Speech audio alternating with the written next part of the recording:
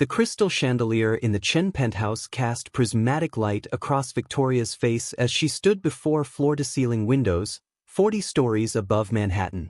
From here, the city looked like a circuit board, organized, controllable, small. She pressed her palm against the cool glass, watching her breath fog the surface before disappearing. Everything disappeared eventually, she'd learned. Even words. Her father's voice carried from his study, sharp and commanding even through oak doors. "I don't care if he's in Tokyo. Get him on a plane. My daughter needs the best, and Dr. Yamamoto is the best." The pause. Money isn't an obstacle. It never has been. Victoria's hand moved to her throat, fingers tracing the elegant silk scarf that had become her signature these past 6 months. Beneath it, her skin remained unmarked, perfect. The doctors kept marveling at that. No damage, no visible trauma, no medical explanation. Just silence where her voice used to be. She'd been giving a speech at her father's charity gala when it happened. 500 guests, 3 news cameras, and her father's proud eyes watching from the front row as she described their foundation's work with underprivileged children. Then, mid-sentence, something inside her throat had simply closed. Like a door slamming shut. She'd clutched the podium, mouth moving soundlessly, and collapsed. 21 specialists later, from Manhattan to Munich, from Sao Paulo to Seoul, the diagnosis remained the same: psychogenic aphonia with atypical presentation. Her body had chosen silence. The question no one could answer was why, and more importantly, how to undo it. Victoria turned from the window as her father emerged from his study, phone still pressed to his ear. Marcus Chen had built an empire from nothing, transforming a small shipping business into a global logistics corporation worth billions. He'd taught her that every problem had a solution, you just needed the right resources and the will to deploy them.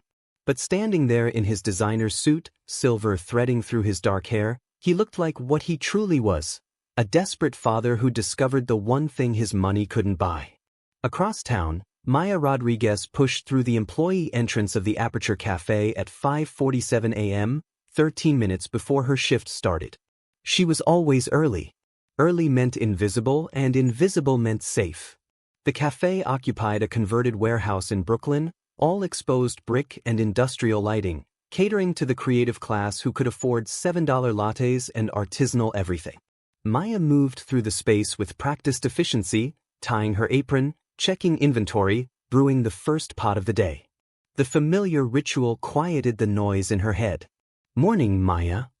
Caesar, the owner, emerged from his office with that concerned look she'd learned to deflect. "You pick up the extra shift again this week?" "Rent's due." She busied herself with the espresso machine, avoiding his eyes. "You know we can work something." "I'm fine, Caesar." "Really?" But they both knew that was a lie wrapped in a smile. Maya was 31 and serving coffee, living in a studio apartment in Sunset Park, drowning in student loan debt from a medical degree she'd never completed. Fine was a country she'd left in her rearview mirror 7 years ago. The morning rush began, and Maya slipped into her role like a familiar coat. She remembered orders, anticipated needs, smiled at the right moments. She'd become a master of being present while remaining unseen. It was safer that way. Safer than being the girl who'd once held a scalpel, who'd memorized every cranial nerve and cardiac pathway, who'd believed she'd save lives. Safer than being the girl who'd held her sister's hand while she suffocated, unable to do anything but watch. During her break, Maya sat in the storage room, surrounded by 50-pound bags of coffee beans, and pulled out her worn notebook. She still kept it, though she'd promised herself she wouldn't. Pages filled with observations, sketches of throat anatomy, notes on rare conditions she'd encountered during her abbreviated residency. It was a peculiar form of self-torture, maintaining expertise in a field she'd abandoned. Her phone buzzed. Another rejection email, this one from a medical billing company. Even the jobs adjacent to medicine didn't want her anymore. The gap in her resume was too large, the questions too complicated to answer. She tucked the notebook back into her bag, beneath her spare apron and the small wooden box she always carried.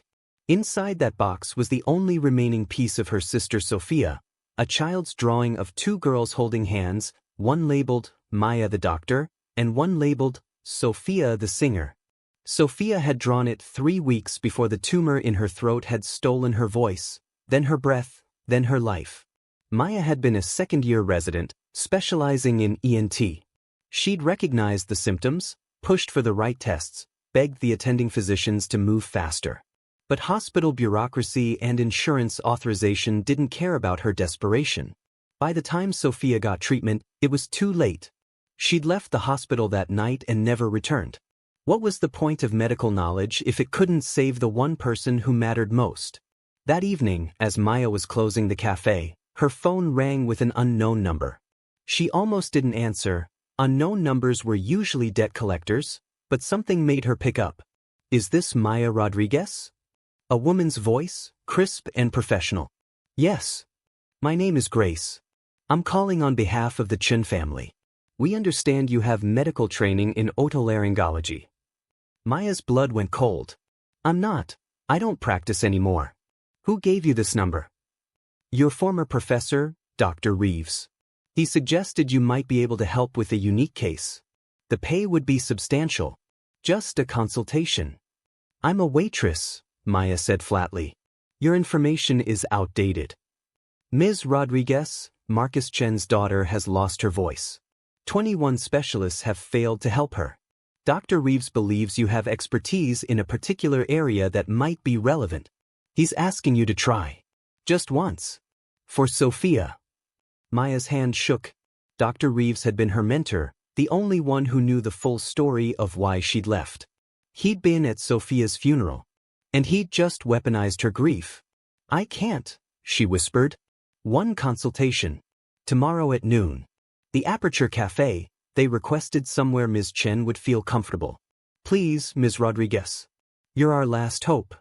The line went dead. Maya stood in the empty cafe, surrounded by the smell of coffee and the sound of her own ragged breathing. Outside, the city continued its indifferent dance. Inside, she felt the door she'd slammed shut 7 years ago beginning to crack open.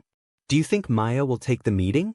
Victoria arrived at the Aperture Cafe at 11:55 a.m., flanked by her father and Grace, their family assistant.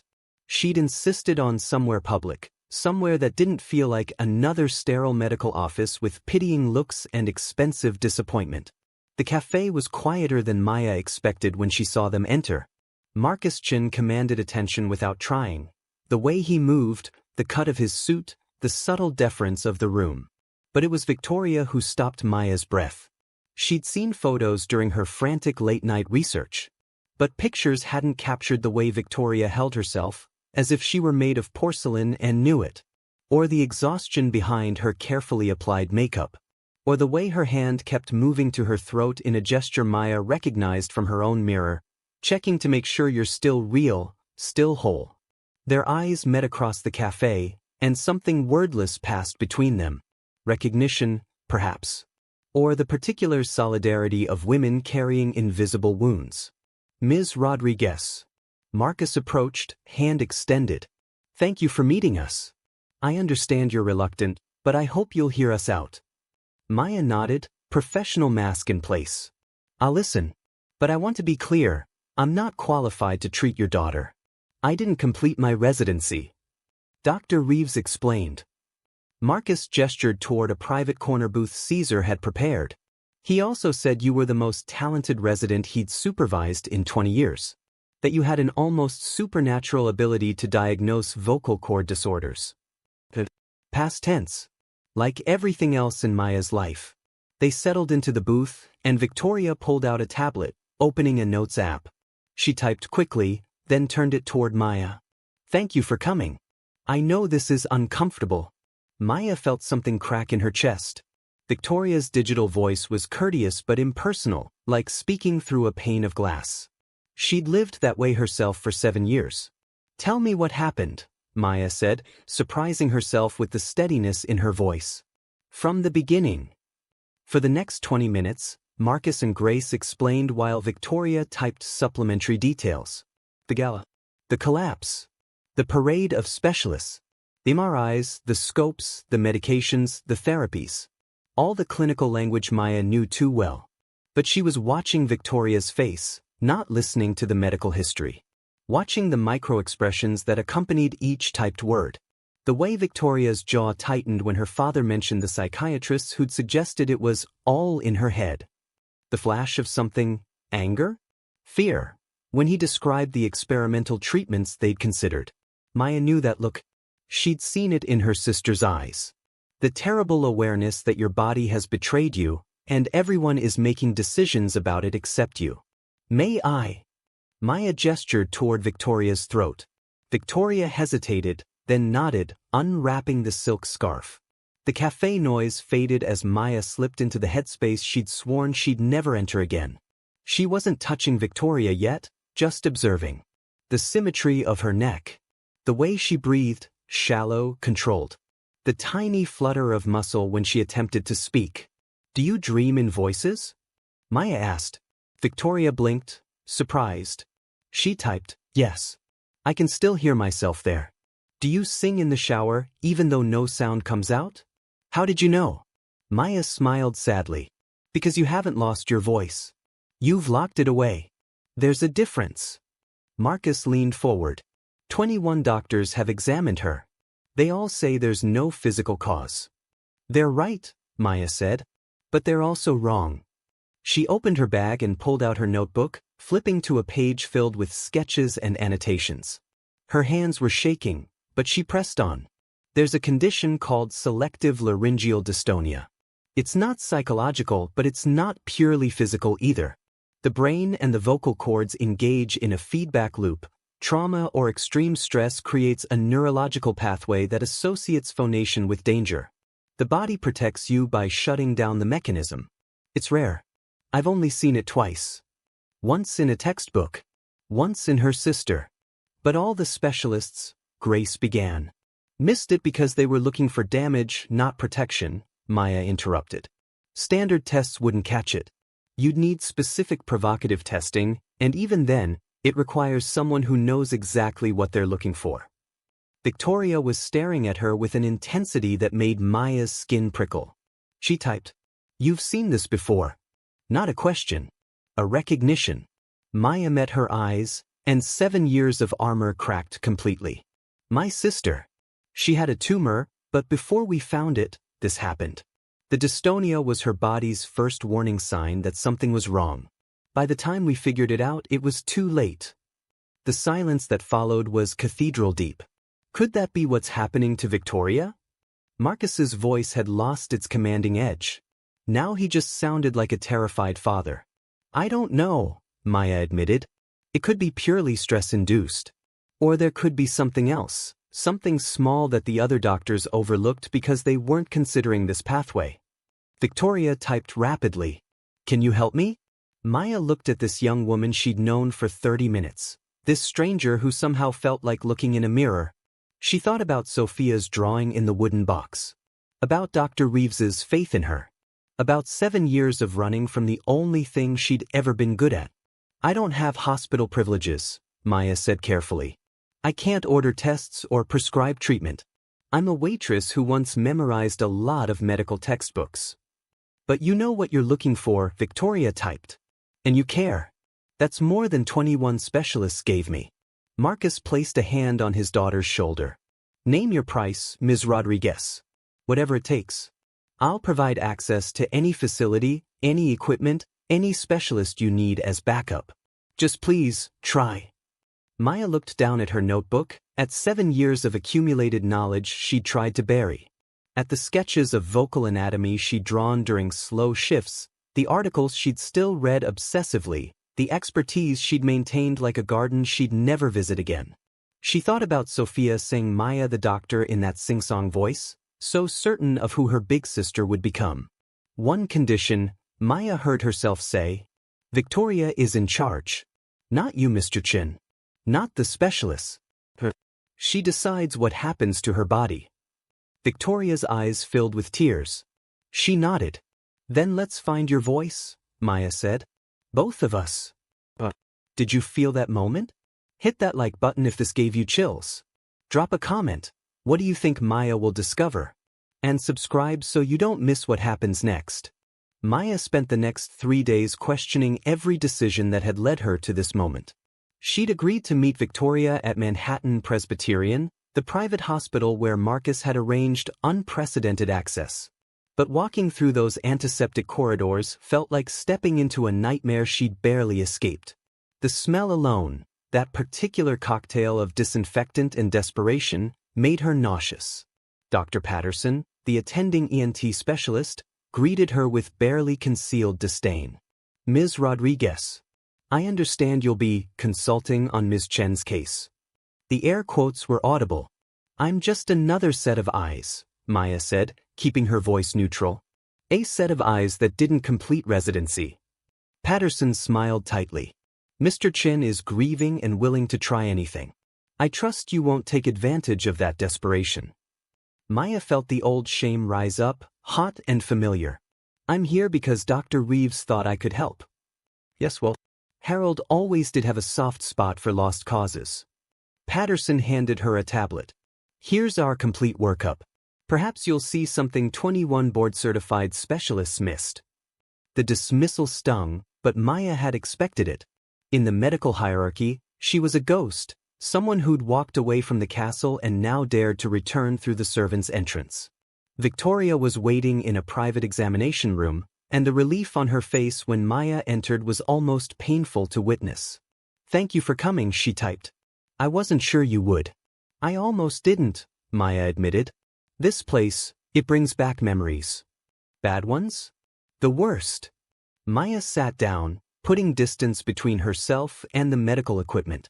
"But we're not here for me. Let's talk about you." Over the next hour, Maya conducted the most thorough patient interview she'd ever attempted. Not the clinical checklist Patterson had run, diagnosis codes and symptom matrices, but the story beneath the symptoms. She learned that Victoria had been preparing that gala speech for months, that it was supposed to be her debut as the Foundation's official spokesperson, that her father had been grooming her to take over the charitable arm of his empire, that every word had been vetted, rehearsed, perfected. "I had index cards," Victoria typed. "Full sentences scripted out. My father's speechwriter spent weeks on it." "What did you want to say?" Maya asked. "If you could have said anything that night without cards or scripts, what would you have said?" Victoria's fingers hovered over the keyboard, then dropped. "I don't know." The honesty in those 3 words cracked something open between them. Maya's phone buzzed. Her landlord, third reminder about late rent. Then another message from a creditor. Then Caesar asking if she could pick up another shift. The reality of her life pressing in through the hospital's insulated walls. "I need to be honest with you," Maya said, pocketing her phone. "I can't afford to be here. Not really. Every hour I spend on your case is an hour I'm not earning money I desperately need. Your father offered to pay me, and I turned him down because," she laughed bitterly, "because I have a complex about accepting money for medical work I'm not licensed to do." "That's ridiculous," Victoria typed. "Let him pay you. He wants to feel useful. It's not about the money." "What is?" "But it's also about," Maya struggled for words. "I left medicine because I failed someone I loved. If I fail you too, if I make things worse, I can't survive that twice." Victoria reached across the table and took Maya's hand. The gesture was so unexpected, so genuine, that Maya froze. "You won't fail me," Victoria typed one-handed. "Because you see me. Not my father's daughter. Not a medical puzzle." Before Maya could respond, the door opened and Marcus entered with Dr. Patterson and 2 other specialists. The room suddenly felt crowded, clinical, suffocating. "Ms. Rodriguez." Marcus's tone was cordial but firm. "Dr. Patterson has concerns about your proposed testing protocol. He thinks we should continue with the same approaches that have already failed." Maya interrupted, surprising herself. "I understand his concerns. But selective laryngeal dystonia requires provocative testing that wouldn't occur to someone not specifically looking for it." Patterson's expression darkened. "You're proposing we put Ms. Chen through potentially distressing exercises based on a diagnosis you've made after one conversation. That's not medicine. That's intuition masquerading as expertise." He wasn't wrong. That was the terrifying part. Victoria stood abruptly, typing furiously. Everyone out except Maya. Victoria, her father began. No. The force of that single word, even in text, commanded the room. After a tense moment, the doctors filed out. Marcus lingered. Sweetheart, I know what you want, Dad. You want to fix me. But maybe I don't need to be fixed. Maybe I need to be heard. She turned to Maya as Marcus reluctantly left. Can you come to our house tomorrow? Not as a doctor. As a friend. We need to do this away from all of this. She gestured at the sterile room, the equipment, the weight of medical authority. Maya thought about her empty bank account, her mounting debt, her safe little life serving coffee. She thought about how much easier it would be to walk away right now. Then she thought about Victoria's hand in hers, warm and trusting. Tomorrow, Maya agreed. But I'm bringing my notebook and my equipment. And Victoria, we're doing this your way. Which means you need to figure out what that is. What if I don't know? Then that's where we start, Maya said. Finding out what you want. Not what your father wants, not what the doctors recommend, not what 21 specialists think you need. What you want. Victoria's smile was the first genuine one Maya had seen from her. Tomorrow, she typed. 6 p.m. Come to the service entrance. We'll skip the whole billionaire's daughter thing. Despite everything, Maya laughed. Deal. Are you Team Maya or are you worried she's in over her head? Hit that like button and subscribe so you don't miss the next chapter. Comment below your predictions. Maya arrived at the Chen penthouse at 6:02 p.m., carrying her worn medical bag and a container of empanadas from her neighborhood. The service entrance led to a kitchen bigger than her entire apartment, where Victoria was waiting, dressed in jeans and an oversized sweater, the first time Maya had seen her in anything other than designer armor. You brought food, Victoria typed, surprised. My abuela's recipe. I figured if we're doing this, we should at least eat something real. They settled in Victoria's private sitting room, which despite the expensive furniture and original artwork, felt somehow lived in. Books everywhere, half-finished sketches scattered across a desk, a guitar leaning against the wall. You play? Maya asked, nodding toward the instrument. Used to. Before. Before you lost your voice, or before something else? Victoria hesitated, then typed. Before I became who everyone needed me to be. Maya understood that better than Victoria could know. For the next 3 hours, they worked. Maya guided Victoria through a series of exercises, breathing patterns, muscle isolations, visualization techniques. But more importantly, they talked.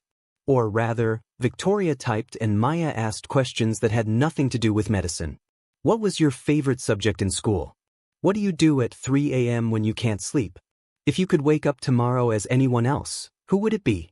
No one, Victoria typed in response to the last question. I'd want to wake up as myself, but a version who wasn't so scared all the time. Scared of what? Disappointing people. Making the wrong choice. Being seen as I actually am instead of who I'm supposed to be.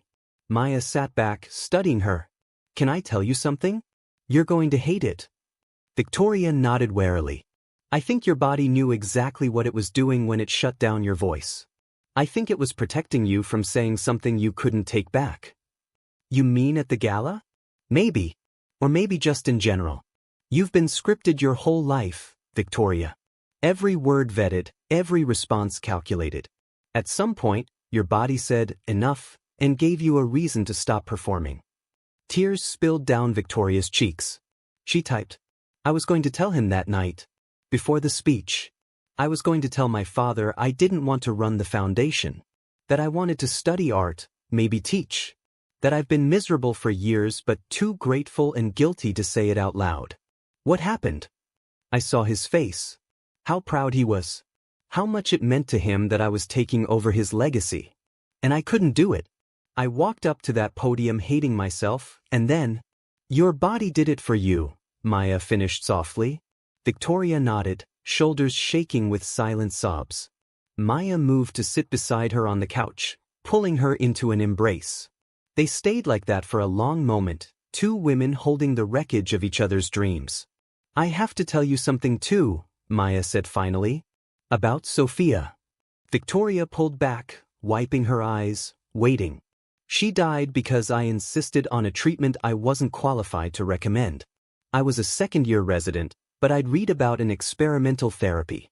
I pushed for it, convinced my attending to try it, and it failed. It made her last weeks more painful, not less. That's why you left.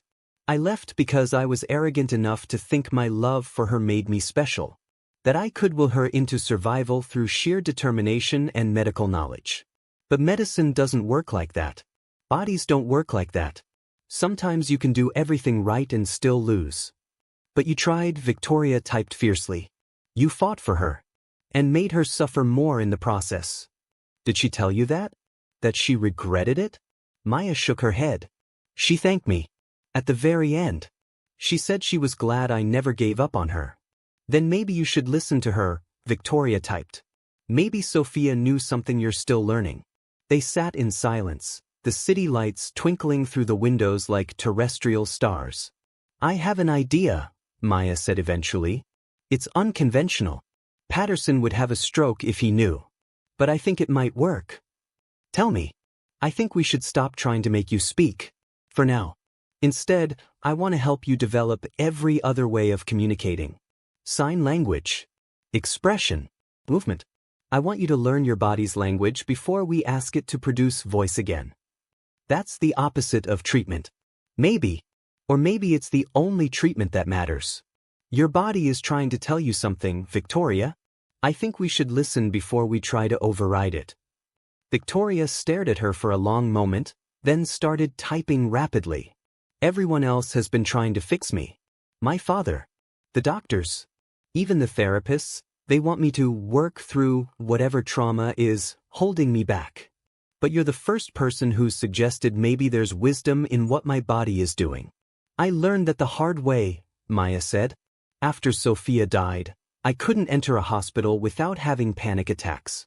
My body was screaming at me to stop, but I kept pushing. I thought I was being strong, but I was just being stubborn. When I finally listened, when I finally left medicine, the panic attacks stopped. Do you regret leaving? Maya considered this honestly. Every day. And never. Both are true. Marcus appeared in the doorway, hesitant in his own home. I heard crying. Is everything? We're fine, Dad, Victoria mouthed, then caught herself and typed instead, we're fine. Maya's helping. He looked between them, this strange alliance of his daughter and the waitress with medical training. The doctors called. They want to schedule more tests for next week. No, Victoria typed. I'm done with tests for now. Maya and I are trying something different. Victoria, I don't think. She stood, crossing to him. I love you. But you need to trust me. For once, you need to let me make decisions about my own body and my own life. The pain on Marcus's face was visceral. But he nodded. Okay, he said quietly. But please, keep me informed. Victoria hugged him, and over her shoulder, Maya saw the wet shine in the billionaire's eyes. After Marcus left, Victoria returned to the couch. She didn't type anything, just reached for Maya's hand and held it. They sat together in the gathering dark, two women learning a new language, one of silence, trust, and tentative hope. Maya's phone buzzed. Another bill. Another demand. But for the first time in 7 years, the noise in her head was quieter than the moment she was in. Stay, Victoria typed. Tonight. Not for treatment. Just stay. Maya should have said no. She should have maintained professional boundaries, should have remembered that Victoria was a client, not a friend, should have protected herself from the inevitable pain of caring. Instead, she squeezed Victoria's hand and said, Okay, I'll stay. I'm not crying, you're crying. Hit that like button if you're feeling this connection between Maya and Victoria. Comment your thoughts. Where is this heading? And make sure you're subscribed because what comes next will break your heart before it heals it. The call came at 2:47 a.m., 3 weeks into Maya and Victoria's unconventional treatment. Ms. Rodriguez? This is Dr. Patterson. You need to come to the hospital immediately. Victoria collapsed during a family dinner. She's stable, but we're running tests, and Mr. Chen is demanding you be present. Maya's hands shook as she dressed, her mind racing through possibilities. They'd been making such progress. Victoria had learned basic sign language, had started painting again, had even laughed silently at Maya's terrible jokes. The weight in her eyes had lifted incrementally, day by day. But Maya knew better than anyone that progress was not the same as healing. The hospital was a blur of fluorescent lights and Marcus's anguished voice. She was eating dinner, and suddenly she couldn't breathe. Not couldn't speak, couldn't breathe. What if you missed something? What if while you were playing art therapist, there was something? Mr. Chen. Dr. Patterson's voice was cold, controlled. The preliminary scans show a mass. Small but present. On her thyroid, pressing against her laryngeal nerve. The floor tilted beneath Maya's feet. How long has it been there? Marcus demanded. Impossible to say with certainty. Could be recent. Could have been missed on previous imaging if it was small enough or positioned. I want to see the old scans, Maya heard herself say. All of them. Now. Patterson's expression was triumphant and pitying in equal measure. Certainly. Perhaps you'll be able to identify where we all went wrong. But Maya barely heard him. She was thinking of Sophia. Of the tumor they'd found too late. Of history repeating itself in the cruelest possible way. Victoria was sedated when Maya entered her room, her father sitting vigil beside the bed. He looked older than he had 3 weeks ago, the weight of wealth suddenly meaningless against the fragility of flesh. She trusted you, he said quietly without looking up. I trusted you. I know. Was Patterson right? Were you playing games while my daughter had cancer growing inside her? The words should have destroyed Maya. Perhaps they would later. But in that moment, she felt strangely calm. I need to see the imaging, she said. All of it, including from tonight. Marcus finally looked at her. Why? Because I think you're all wrong. Maya spent the next 6 hours in the hospital's imaging lab, comparing scans dating back 8 months. The radiologist on duty was skeptical but ultimately cooperative, walking her through the technical details. As dawn broke over Manhattan, Maya found it. The mass was there in the earliest scans, tiny, almost imperceptible, but present. Not growing, not changing, just existing. It's a thyroid nodule, the radiologist confirmed. Benign, most likely. Very common. Probably been there for years. Then why is it affecting her breathing now? Maya pressed. It's not. The radiologist pulled up that night's imaging. Look here. There's inflammation around the nerve, but it's not from the nodule. It's reactive. Something else triggered it. Maya's mind raced, pieces clicking together. What would cause sudden inflammation? Could be anything. Just immune response, allergic reaction, or psychosomatic crisis, Maya finished. She ran to Victoria's room, where Marcus was still keeping vigil. Victoria was awake now, eyes wide and terrified behind the oxygen mask. The mass is benign, Maya said immediately. It's not cancer. It's been there for years and isn't the primary issue. Marcus's relief was short-lived. Then what caused this? Maya sat on the edge of Victoria's bed, taking her hand. You need to tell him. Whatever you've been holding back, whatever you were going to say that night at the gala, you need to say it now. Your body is literally suffocating under the weight of unsaid words. Victoria's eyes filled with tears. She pulled off the oxygen mask and reached for her tablet with shaking hands. I can't. You can, Maya insisted. And you will. Because I failed my sister by trying to save her body while ignoring what her heart needed to say. I won't fail you the same way. What did she need to say? Maya's voice cracked. That she was scared. That she wanted me to stop trying to fix everything and just hold her. That she needed me to be her sister, not her doctor. I was so focused on treatment protocols that I forgot to just be present. Victoria typed slowly. I'm scared too. Scared that if I disappoint him, I'll lose him. Scared that who I really am isn't enough. Scared that my voice disappeared because there's nothing worth saying. That's not true, Maya said fiercely. Your voice disappeared because you've been saying everyone else's words for so long, you forgot how to access your own. But they're still there, Victoria. I hear them every time you type, every time you paint, Every time you look at me like I'm the only person in the room who sees you. Marcus stood abruptly. I'm going to give you two a moment. No. Maya's voice was steel. You need to hear this, Mr. Chen. Because your daughter is suffocating and you're one of the reasons why. His face went white. I've given her everything. Except permission to be herself. Maya turned to Victoria. Tell him. However you need to, typing, signing, drawing on the walls, tell him the truth. All of it. Victoria looked between them, trembling. Then she picked up her tablet and began to type. The message took 10 minutes. When she turned it around, Maya read it first, then handed it to Marcus. Dad, I don't want to run your foundation. I never did. I want to study art history and maybe teach someday. I'm grateful for everything you've given me, but I'm drowning in your expectations. I love you, but I can't be the daughter you imagined. I can only be the daughter I am. And I need you to be okay with that, or I need you to let me go. Marcus read it 3 times, tears streaming down his face. When he finally looked up, he seemed smaller somehow. More human. I thought, his voice broke. I thought I was giving you the world. I thought the foundation, the education, the grooming for leadership, I thought that was love. It was, Victoria typed. But it was your love language, not mine. You showed love by building empires. I show it by making art no one will ever see and having conversations in coffee shops and learning sign language with a woman who understands what it means to be lost. Marcus looked at Maya, really looked at her for the first time. You've been teaching her to find herself. I've been learning alongside her, Maya corrected. How to stop running from pain. How to listen to what our bodies are trying to tell us. How to forgive ourselves for being human. He turned back to Victoria. I don't know how to be the father you need.